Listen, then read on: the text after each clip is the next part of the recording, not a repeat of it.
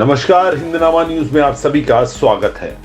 रीवा राज घराने की 450 साल पुरानी परंपरा आज भी है कायम, पूरे भारत में विख्यात। साथ ही आपको बता दें, इस तरह की परंपरा सिर्फ रीवा और मैसूर, जी हां, देश के 2 राजघरानों में ही कायम है, रीवा और मैसूर के राजघरानों में, जिसके विषय में इसी कार्यक्रम में हम आपको बताने वाले हैं। गद्दी में विराजे राजाधिराज की विशेष पूजा के बाद होता है चल समारोह का आयोजन।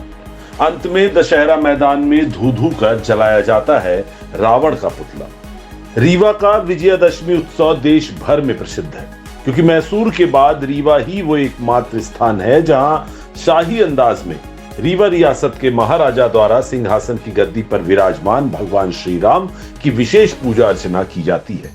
इसके बाद महाराजा महल से बाहर आकर प्रजा को दर्शन देते हैं। महाराजा के द्वारा नीलकंठ पक्षी को आकाश की ओर उड़ाया जाता है। इसके बाद प्रजा से भेंट कर महाराजा पान का स्वाद चखते हैं। बाद में किला परिसर से भव्य चल समारोह का आयोजन किया जाता है, जिसमें आगे आगे रथ में सवार होकर राजाधिराज भगवान श्री राम की सवारी निकलती है, जिसमें रियासत के महाराजा अनेक उनके सेवक बनकर साथ चलते हैं और पीछे मां दुर्गा की सुंदर नैनाभिराम झांकियां निकाली जाती है। रीवा रियासत का यह रिवाज करीब 450 साल पुराना है और तब से लेकर अब तक यह परंपरा प्रत्येक वर्ष यूं ही निभाई जा रही है। मान्यता है कि भगवान राम ने अनुज लक्ष्मण को सौंपा था विंध्य का ये हरा भरा वनों से आच्छादित इलाका। दरअसल 750 साल पहले बघेल राजवंश की स्थापना विंध्य के बांधवगढ़ में हुई थी। बघेल राजवंश के पितृपुरुष व्याघ्रदेव उर्फ बाघदेव महाराज गुजरात से विंध्य के बांधवगढ़ में आए थे। इसी दौरान महाराजा ने जानकारी दी थी कि यह समूचा इलाका भगवान लक्ष्मण का है, क्योंकि भगवान श्री राम ने अयोध्या में राजपाट संभालने के बाद जमुना नदी के पार का इलाका भगवान लक्ष्मण को दे दिया था। इसके बाद बघेल राजवंश के महाराज विक्रमादित्य सिंह जुदेव ने 1618 ईस्वी में बांधवगढ़ से राजधानी का दर्जा समाप्त करते हुए रीवा को रियासत की राजधानी बनाई।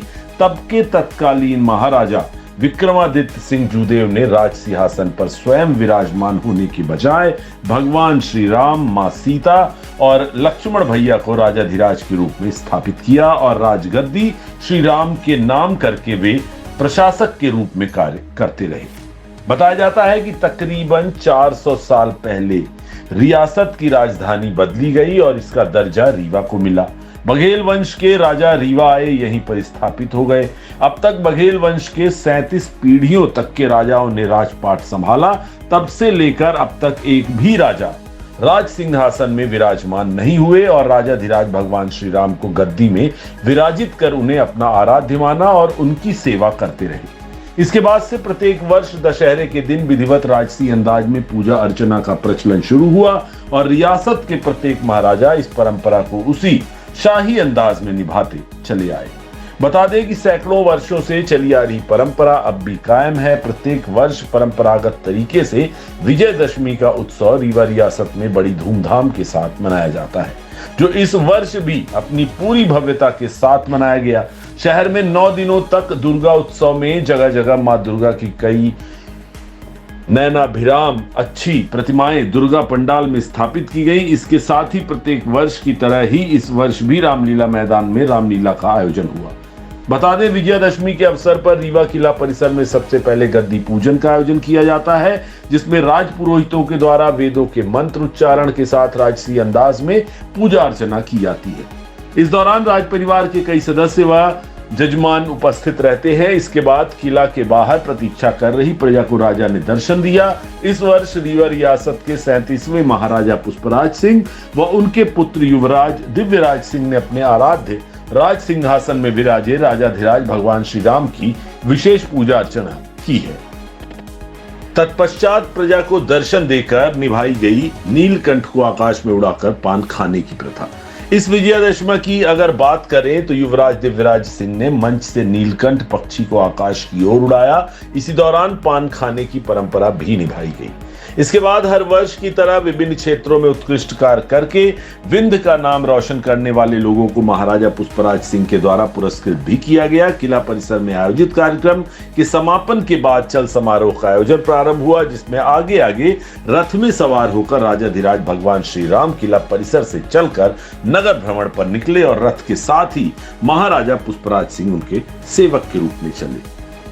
राजाधिराज भगवान श्री राम के रथ के पीछे मां दुर्गा की सुंदर भव्य प्रतिमाओं के साथ झांकियां निकाली गई और चल समारोह किला से निकलकर शहर के तमाम मुख्य मार्ग से होते हुए चल समारोह दशहरा मैदान एनसीसी ग्राउंड पहुंचा, जिसके बाद सांस्कृतिक कार्यक्रम का आयोजन हुआ।